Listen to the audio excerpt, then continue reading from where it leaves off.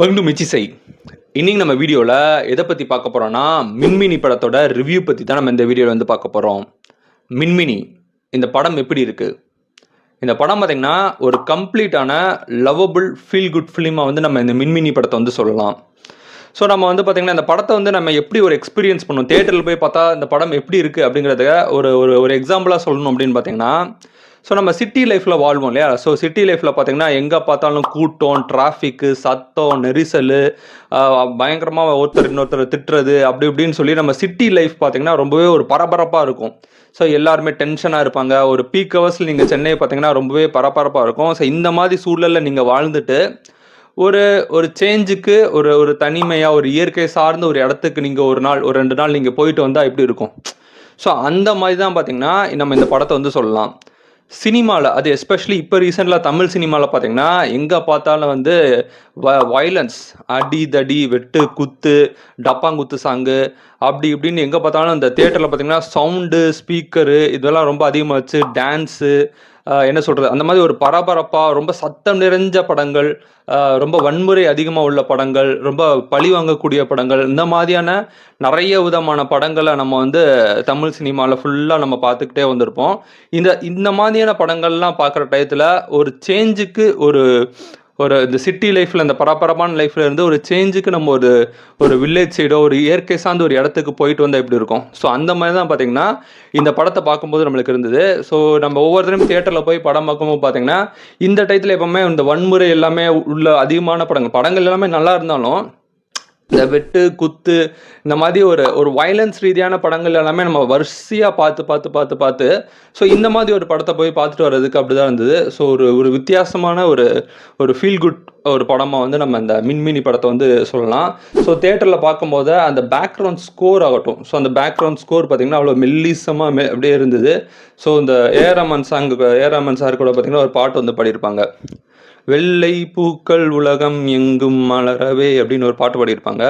அந்த பாட்டு பார்த்திங்கன்னா அவ்வளோ சோல் ரீதியாக, மியூசிக் பார்த்திங்கன்னா ரொம்ப மென்மையாக இருக்கும், வாய்ஸ் ரொம்ப மென்மையாக ஒரு பாட்டு வந்து பாடியிருப்பாங்க. ஸோ அந்த ஜேனர்லாம் வந்து இந்த படத்தில் உள்ள எல்லா பாட்டுமே பார்த்திங்கன்னா பேக்ரவுண்ட் ஸ்கோரில் பார்த்திங்கன்னா அவ்வளோ மென்மையாக ஒரு இனிமையாக வந்து பேக்ரவுண்ட் ஸ்கோர் வந்து பண்ணியிருக்காங்க. அதுமாதிரி பாட்டுகளும் பார்த்திங்கன்னா அப்படியே மனசு அப்படியே லைட்டாக வருடி செல்கிற மாதிரி, ஒரு காற்றடிக்கும் போது ஒரு ஃபேஸில் நம்மளுக்கு டக்குன்னு வந்து காற்றடிக்கும் போது எப்படி இருக்கும் அந்த மாதிரி வந்து அந்த சாங்ஸு, அந்த விஷுவல் எல்லாமே வந்து எடுத்து வச்சுருக்காங்க. சரி, ஓகே, இந்த படத்தோட கதை எப்படி இருக்குது அப்படிங்கிறத நம்ம பார்த்துருவோம். ஸோ இந்த படத்தோட கதை என்னன்னு பார்த்திங்கன்னா முக்கியமான ஒரு கேரக்டர்னால் 3 கேரக்டர். ஒன்று பார்த்திங்கன்னா பாரி, இன்னொன்று சபரி, இன்னொன்று பிஸ்கோத், அதாவது பிரவீனா அப்படிங்கிற ஒரு கேரக்டரு. அவர் வந்து பிஸ்கோத் அப்படின்னு ஒரு நிக் நேம் சொல்லி வந்து கூப்பிடுவாங்க. ஸோ இந்த பாரி பார்த்திங்கன்னா ஒரு ஸ்கூல் லைஃப் ஃபஸ்ட் ஆஃப் ஃபுல்லாகவே ஸ்கூல் லைஃப்பில் வந்து காமிக்கிறாங்க. ஸ்கூல் லைஃப்பில் வந்து பாரிங்கிற ஒரு பையன் வந்து ரொம்ப ஒரு சுட்டியான ஒரு பையன், எல்லாருக்கும் பிடிக்கக்கூடிய ஒரு எக்ஸ்ட்ராவர்ட்டான ஒரு பையனை வந்து காமிக்கிறாங்க. எல்லாத்துக்கிட்டே ஜாலியாக பேசுவான், பழகுவான், எல்லாத்தையும் கிண்டல் பண்ணிக்கிட்டு டீஸ் பண்ணிக்கிட்டு அந்த மாதிரி இருக்கக்கூடிய ஒரு பையன். அதே நேரத்தில் பார்த்திங்கன்னா படிப்பில் அவனுக்கு பெரிய இன்ட்ரெஸ்ட் கிடையாது, ஸ்போர்ட்ஸில் ரொம்ப இன்ட்ரெஸ்டான ஒரு பையன். ஸ்போர்ட்ஸில் பார்த்திங்கன்னா நிறைய இந்த அவுட்டோர் ஸ்போர்ட்ஸ், எஸ்பெஷலி அவுட்டோர் ஸ்போர்ட்ஸை ரொம்ப விரும்பக்கூடிய ஒரு பையனை வந்து இந்த பாரிங்கிற ஒரு பையனை வந்து சொல்லலாம். அவன் பார்த்திங்கன்னா இந்த ஹார்ஸ் ரைடிங் ஆகட்டும், ஃபுட்பால் விளையாடுறதாகட்டும், இந்த மாதிரி ஸ்போர்ட்ஸ் ரிலேட்டட் ஆக்டிவிட்டியில் வந்து நிறைய மெடல்ஸு, நிறைய அவார்ட்ஸ்லாம் வந்து வாங்கியிருக்கான். ஸோ இதே ஸ்கூலில் பார்த்தீங்கன்னா சபரி அப்படிங்கிற ஒரு கேரக்டர் வரான். அந்த சபரிங்கிற கேரக்டர் வந்து இவனுக்கு அப்படியே ஆப்போசிட்டாக இருக்கான். ஸோ ஈவன் தோ அப்பீரியன்ஸ் முதற்கொண்டு ஆப்போசிட்டாக இருக்கான்னு சொல்லலாம். ஸோ இந்த பையன் பார்த்தீங்கன்னா ஒரு கருப்பாக நல்ல கலையாக இருப்பான். அந்த பையன் பார்த்தீங்கன்னா அப்படியே ஒரு கலராக ஒரு படிப்பாளி பையன் மாதிரி, ரொம்ப ஒரு ஜீனியஸ் மாதிரி. அவன் வந்து பார்த்தீங்கன்னா அவனுக்கு இன்டோர் ஸ்போர்ட்ஸில் நிறைய இன்ட்ரெஸ்ட் இருக்கும். ஃபார் எக்ஸாம்பிள் உட்காந்து வரையக்கூடிய அந்த பெயிண்ட் ஒர்க் ஆகட்டும், செஸ் விளையாடுறதாகட்டும், அதுமாதிரி நல்லா படிக்கக்கூடிய ஸ்கில் ஆகட்டும், இந்த மாதிரியான ஒரு இன்ட்ரோவர்ட் மாதிரியான ஒரு பிஹேவியர் அந்த பையன்.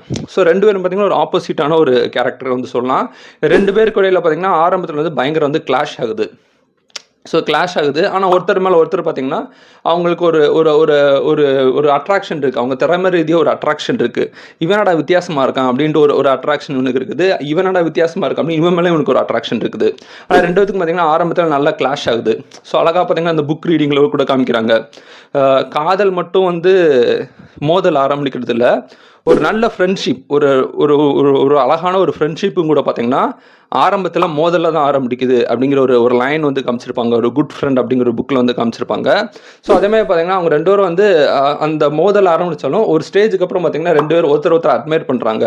ஆமாம், அவன் வந்து உண்மையிலே ஒரு பெரிய ஆள் தான்ப்பா. நம்மளாம் மியூசியத்தில் என்ன பண்ணுவோம், ஒரு சீனில் வந்து சொல்லுவாங்க உங்களுக்கு பிடிச்ச ஆம்பிஷன்னு சொல்லும் போது அவர் வந்து சொல்லுவார், சபரி சொல்லுவார், நான் மியூசியத்தில் வந்து என்னோட ஆர்ட் கேலரிலாம் வைக்கணும் அப்படின்னு ஆசைப்பட்றேன். ஸோ உலக அளவில் பிரபலமான மியூசியம், நம்ம லீவியர் மியூசியம் அந்த மாதிரி பிரபலமான மியூசியத்தில் எல்லாத்தையும் என்னோட ஆர்ட் கேலரி வைக்கணும்னு ஆசைப்படுவேன் அப்படின்னு சொல்லும் போது இவர் வந்து பாரி இந்த ஒரு ஃப்ரெண்டுக்கிட்ட வந்து சொல்கிறாரு, ஆமாம் இவன் பாரு வித்தியாசமாக இருக்கிறான், நம்மளுக்குலாம் என்ன தெரியும் மியூசியம்னா வந்து ஏதோ செத்து போன மனுஷங்களோட எலும்பு கூடு வச்சுருப்பாங்க, ஏதோ டிக்ஷனரி கிடக்கும் அப்படின்னு தான் நம்மளுக்கு தெரியும். ஆனால் இவன் பாரு ஒரு பெயிண்டிங்கை கூட ஒரு மியூசியமில் வைக்கணும்னு சொல்கிறான், ஒரு ஷார்ப்பான ஆள் தான், அவங்ககிட்ட ஏதோ ஒன்று இருக்குது அப்படின்னு அவன் சொல்லுவான். ஸோ இந்த மாதிரி பார்த்திங்கன்னா அதாவது ஒரு நல்ல ஃப்ரெண்ட்ஷிப்புக்கு வந்து பேசி பழகி ஒன்றா ஊர் சுற்றி இருக்கணுங்கிற அவசியம் கிடையாது. நீங்கள் பேசி பழகலைனாலும் ஏதோ ஒரு வகையில் உங்களுக்கு ஒரு அட்மையர் பண்ணுவீங்க, அந்த மாதிரி ஒரு ஃப்ரெண்ட்ஷிப்னு சொல்லலாம். ஸோ அந்த மாதிரி அட்மையர் பண்ணி ஸ்டார்டிங்கில் முதல் நாளே பேசி பழகி பார்த்தோன்னே பேசி பழகி வரக்கூடிய ஃப்ரெண்ட்ஷிப்பை விட ஆரம்பத்தில் கிளாஷ் ஆகி அதுக்கப்புறம் ஒருத்தர் அட்மையர் ஆகி வரக்கூடிய ஃப்ரெண்ட்ஷிப் வந்து ஒரு லாங் டைம் ஜர்னி போகும் அப்படிங்கிற ஒரு விஷயத்தை வந்து இந்த படத்தில் நல்லா சொல்லியிருக்காங்க. ஸோ அந்த அந்த படத்தில் பார்த்திங்கன்னா ஒரு பஸ் ஆக்சிடென்ட் நடக்குது. அந்த பஸ் ஆக்சிடெண்ட்டில் வந்து அந்த பாரிங்கிற பையன் வந்து இறந்து போகிறான். ஸோ பாரிங்கிற பையன் இறந்து போனதுக்கப்புறம் அவன் இருக்கிற வரைக்கும் அவங்ககிட்ட பேசணும்னு ஆசைப்படுவானா, பேச முடியாது அவனால். ஸோ கொஞ்சம் விலக்கி ஒரு இன்ட்ரோவர்ட்டாக தனிமையாகவே அவன் இருப்பான். பட் அவன் இறந்ததுக்கப்புறம் அவனை ரொம்பவே மிஸ் பண்ணுவான். ஸோ அவனை பார்த்தீங்கன்னா அந்த சபரியை காப்பாற்றி தான் அந்த பையனை இறந்து போயிருப்பான்.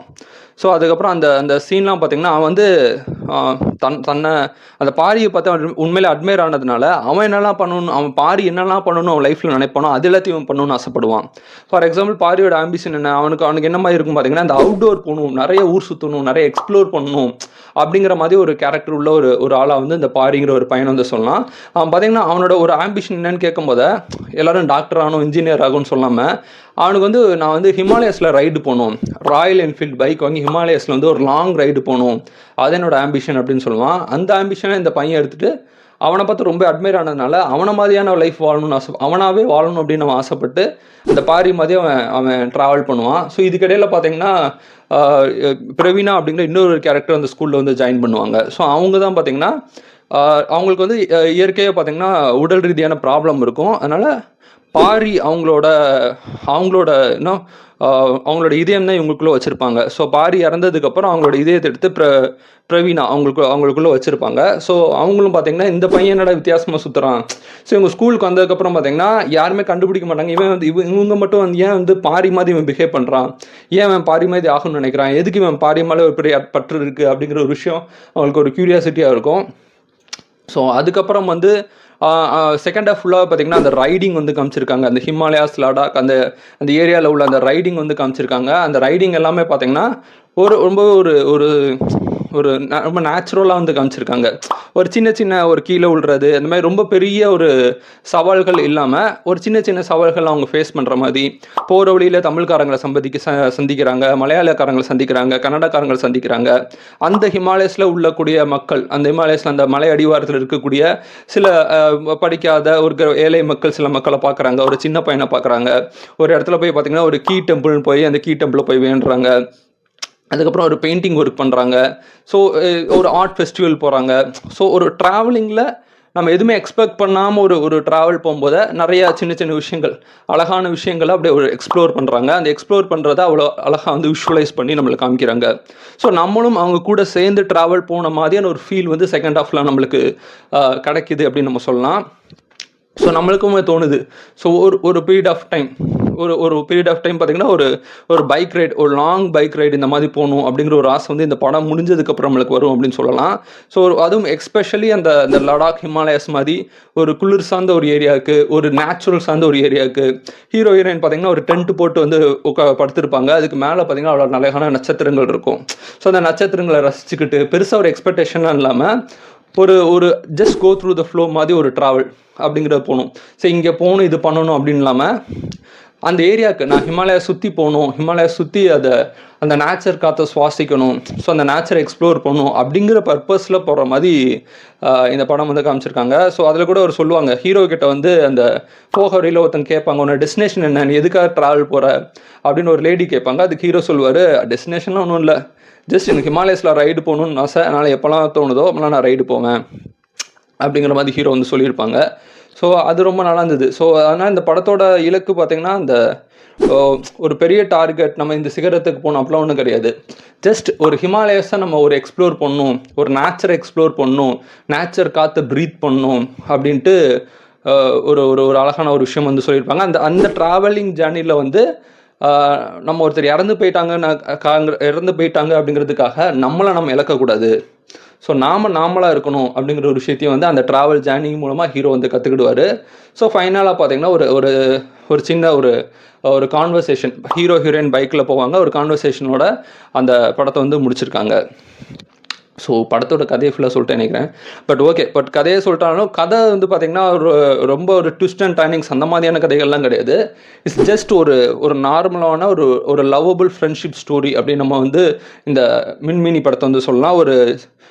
ஒரு இயற்கை சார்ந்த ஒரு படம் பார்க்கணும், ஒரு வித்தியாசமான ஒரு படம் பார்க்கணும், ஒரு மெல்லிசமான ஒரு என்ன சொல்கிறது, மலையோட உச்சியில் நிற்கும் போது ஒரு நல்ல இயற்கை காற்று நம்ம மகத்தில் அடிக்கும்போது அப்படி இருக்கும், ஒரு ஃபீல் குட் கிடைக்கும்.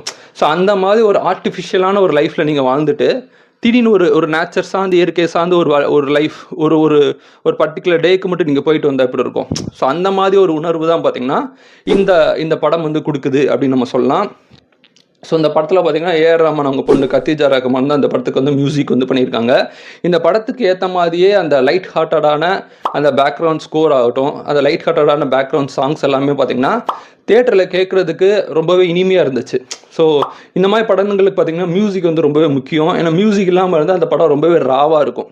ஸோ மியூசிக் தான் பார்த்தீங்கன்னா அங்கங்கே ஒரு இடங்கள்லாம் பார்த்தீங்கன்னா கொஞ்சம் ஒரு ஹை பிச் வந்து கொடுக்குது.